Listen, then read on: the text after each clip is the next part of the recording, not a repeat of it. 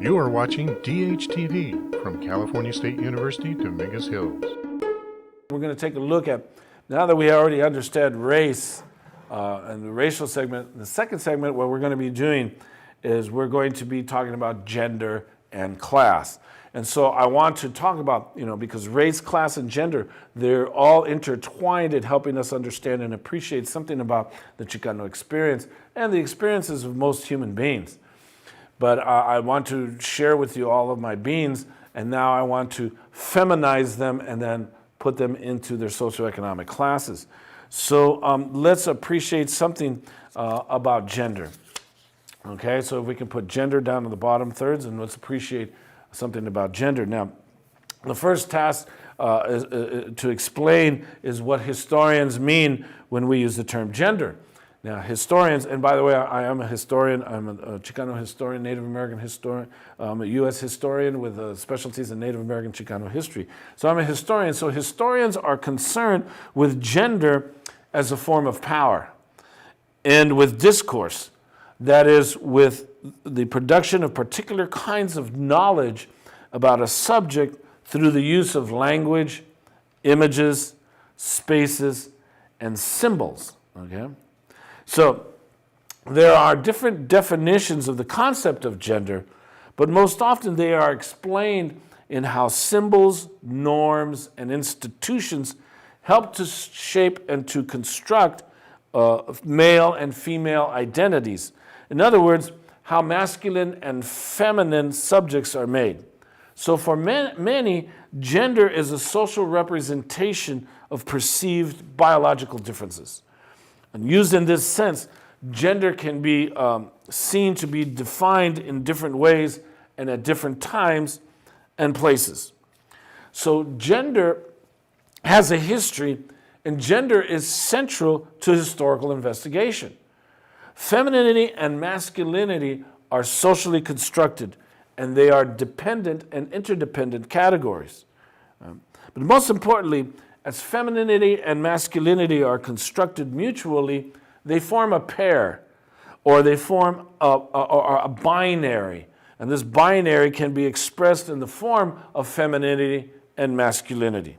So such a dual construction can have negative consequences, because first, it limits the possibility of alternative constructions of gender. And second, it makes the definitions of femininity and masculinity seem natural and not subject to change.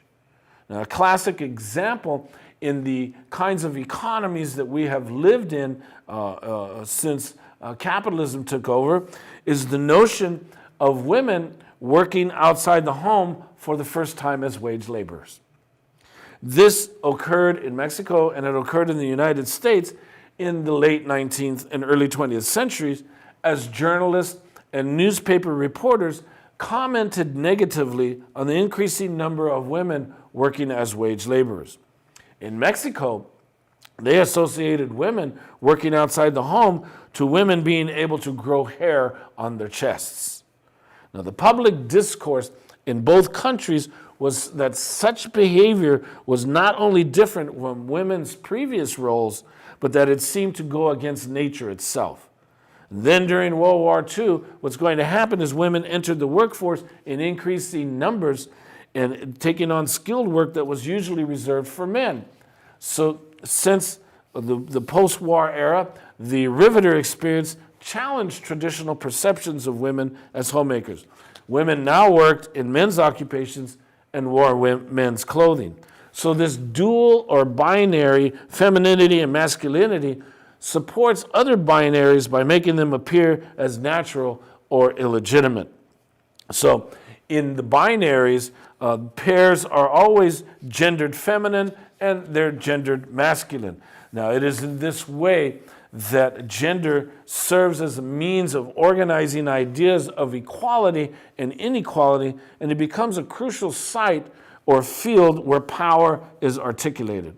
The relationship among gender, power, and ideas about equality illustrates the most compelling reason for undertaking historical research through the lens of gender history, because everything is gendered.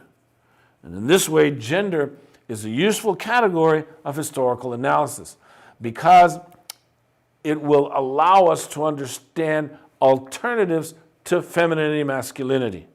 So an analysis of the Chicano experience from the perspective of gender history might help us to understand the reasons women as well as men from different classes and regions are motivated to participate in a struggle to end the racialization process, in a struggle of resistance to end gendered specific experiences, in a struggle for civil rights, for women's rights.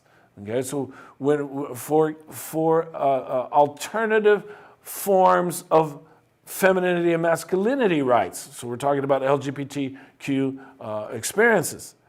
In other words, having a better understanding of official and popular ideas about masculinity and femininity is essential to explaining decisions that people, both men and women, made both before and after the explosive civil rights movements, women's movements, Chicano movements, gay and lesbian movements that occurred in the 1960s. Okay? So the growing body of work concerned with the history of gender in Chicano and Chicana literature suggests that the origins, the trajectory, and the outcome of this complex process of movements for change are indeed shaped by considerations of gender. Okay, so we understand that everything is gendered, and so what's important to appreciate is that women, likewise, and those who are non-binary, are also experiencing a disadvantaged process. They also face the four-part process of discrimination, of educational deprivation, of economic marginality, and political disfranchisement. So when we take a look at gender, the racialization process that I identified with the beans also applies to women's experiences, to those who are non-binary, of those who are lesbian, gay, queer, the queer nation. So it's important to appreciate that. And so when we take a look at women's experiences, it's very, very significant to an understanding of the Chicano experience.